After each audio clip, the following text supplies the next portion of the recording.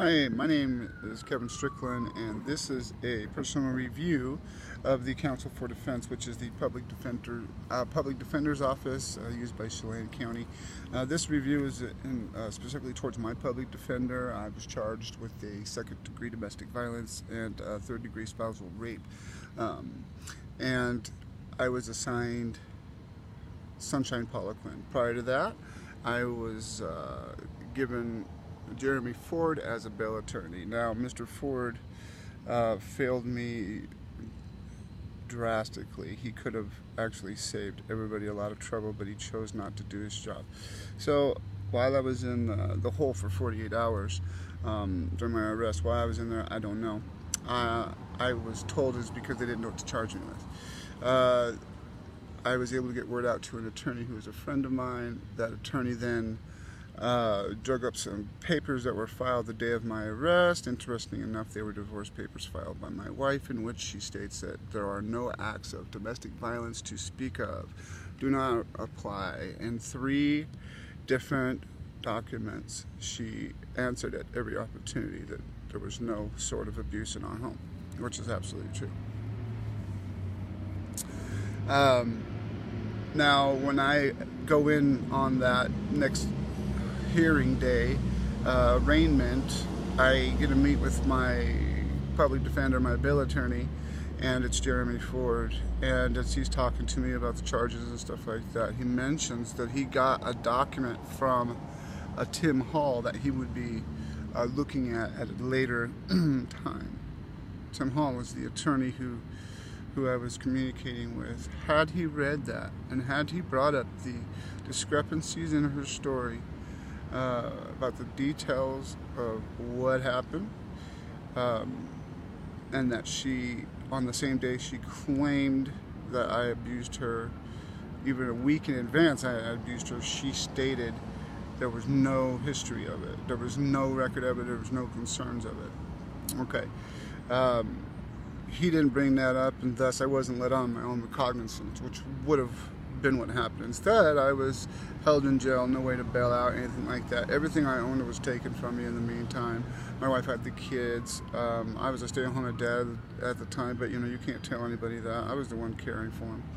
But anyway,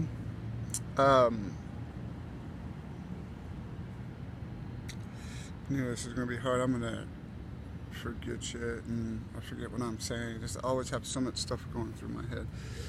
So arrested, my dad comes to my rescue, and he bails me out of jail.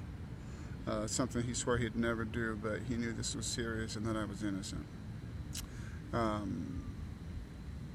So I'm crushed. Emotionally, I'm devastated, and that's really the biggest harm to me at this point. Not the charges.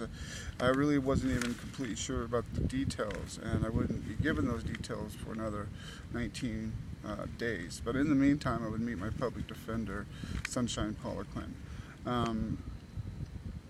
Now, my initial introduction was really interesting. I mean, her sexual orientation was clearly obvious, and that troubled me right away. It was more of an intuition thing that I just knew. It wasn't a thought process. Actually, the thought process was that just because she's a gay woman doesn't mean that she might side on the side of the victim. But my gut was telling me, because that's the proper thing, that's politically correct, that's where I was really going, but my gut was telling me I was in trouble, which happens to be true. Okay, so then she is there telling me, this isn't good. Of course, she's giving me all the warnings, giving me advice, talking to me about possible plea deals that might come up, all this sort of thing, all the standard shit. It isn't until day 19 that I get the police report and I get a read through my, handed down from my attorney, that all the details. And I'm at my home, and it just happens to be that I have family over, the same family that was with me on a day of an alleged attack. And I'm sitting there reading the documents, and it states Labor Day, or Labor Day weekend, was the time of the attack.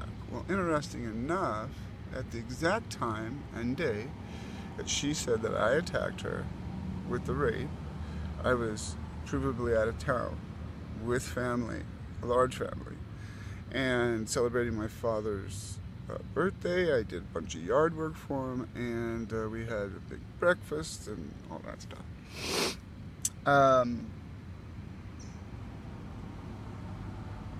I found that out, and I was like, I asked my relatives, hey, weren't we together? They confirmed it, and I was like, this is awesome. So I got together these declarations. They all filled them out independently, said what happened, where I was, what I was doing, all that stuff. I took them to my public defender, and it was met with nothing. What she said was they will assume that they're lying because they're family members. They weren't all family members. So, but that doesn't matter. That doesn't disqualify them at all. The truth is the truth. So, therein lies the corruption here, as far as I'm concerned. Domestic violence, little scam. There's not a better word for it. It's where they're punishing innocent men and using domestic violence laws to do so, and women who are, making up stories of abuse. That's totally real. Does happen. Everybody knows it. Everybody knows somebody who's done it, or heard. Is that I gave her all those declarations proving my innocence or stating my innocence with eyewitnesses, and they were never filed. So instead, I was offered a plea deal the next time we met, and I told her, the first day, don't even offer me a plea deal. Also, that first day, I asked her, was it a problem that she got paid by the same people as the prosecution, and then she blew up. She just started dropping F-bombs. Oh yeah, I get paid by the prosecution. Sure, they work for the state, and all this crap that she just went off on that. And actually, I kind of liked that, because it looked like she got fired up and she was offended by the idea that I might insinuate that she was actually working for her. But I was advised by family who love me, who warned me of that, and so she later called me and apologized for using all the F words. But so time comes, we're going in for our initial pre-trial. And she pulls me aside 5 minutes before we go in, telling me that she wants me to sign my speedy trial rights, which I had already told her I'm not going to do it. I am ready to defend myself. Take me in. Take me to court and let her prove it, let them prove it, blah, blah, blah. She advised against that. She made me scared, and basically I felt completely compelled to do so, because my attorney was telling me she's not ready for court, and I'm going in on a rape charge. So, failure. Gradually, as time went by, they started lowering the charges, trying to make it sweeter. She began this whole appeal of, this is a win-win. We're going to drop the charges. They dropped the 4th degree domestic violence, which just validates my point that it never happened and they couldn't prove it and all that other shit. Excuse my language. And eventually they tried to lower the 6 charges to get me to go through and take a plea, and I was just out of the question. It was out of the question. So I was told that my abuser, the accuser, was very believable in interviews. As I reviewed all the documents, all the interviews, the notes, the scribbles, the lines, the circles, the inconsistencies, all this I was proving, and I was proving it to my defense attorney, and I got a glazed over look. I was being threatened with, and I'm freaking out the whole time. And then I'm threatened by Sage. Sage, my public defender used Sage repeatedly, giving me actually the documentation of like a resume on the director of that place, and how she went through the rings, and how she's going to get up there and tell them women lie or are mistaken about details in rapes and stuff because of the trauma, and she's going to cry, and you're going to go prison. So I'm freaking out. And meantime, I have a family court case that I'm running, and it's suffering horribly. I'm getting just treated like a rapist. And so my family gets concerned, and my dad decides that we're going to hire that attorney, Tim Hall. The guy is a saint. I had been feeding him all the information I was given to my attorney, and he was like, "You have everything you need."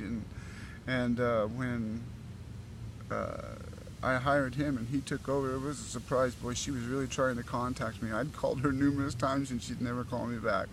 But when, except to apologize for the F words, but yeah, she was trying to get a hold of me. People were telling me, my parents and stuff, my dad and stuff, and I'm like, no, forget her. And so my new attorney is entitled to everything. He asked for an extension. They said no, because it had been so long, and I'm choosing to do this last minute after they'd postponed it 4 times already for her. So I said, that's fine, we're ready to go. And so she's gone, and I was immediate relief. But Tim worked his ass off. During that time, they had an investigator working with them, and he was next to worthless. I gave him the names of all these witnesses and people who knew and said things and stuff, and he always told me he couldn't get away from them. I'm like, dude, they're my family. These are their phone numbers. You frickin' call them. And he never could. He talked to my dad for about 4 minutes and never asked him a single question about the charges, the crime, whereabouts, and all that stuff.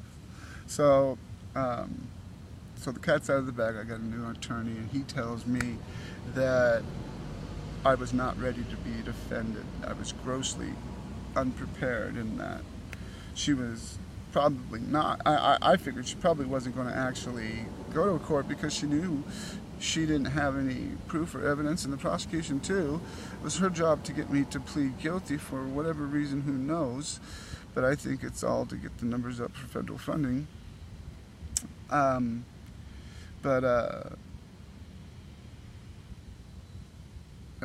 this all the time. It slipped my mind. But anyway, she got caught with her pants down, basically. And so then my report from my new attorney was shocking, and my intuition was right, my gut. So in closing, as far as Sunshine Poliquin goes, I believe she is Confederate. As far as Jeremy Ford goes, I just think that he's just lazy. He doesn't care. Didn't do his job. He's not inspired by the idea of an innocent man. I believe that Sunshine acted as an agent for the prosecution. It was just, she did more to gain a conviction of me than my accuser did, my abuser. She held on to evidence of my innocence, not to mention the police department obviously ignoring my right to due process by never talking to me, never interviewing me, changing the actual statements that were made in person and as they were put on paper, copying each other in templated reports, and I was able to get my ex in open family court to admit that she did not say what the officers wrote down, and both of them did it. There's another sign for corruption.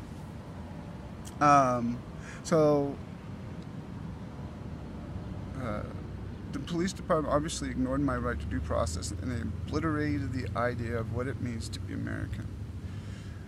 They all feign patriotism in the public eye while they judge outside the courtroom and spit, piss, and shit all over innocent until proven guilty. If you are appointed Sunshine or Jeremy and you decide that you don't trust her, in your gut, use this customary review to support your argument.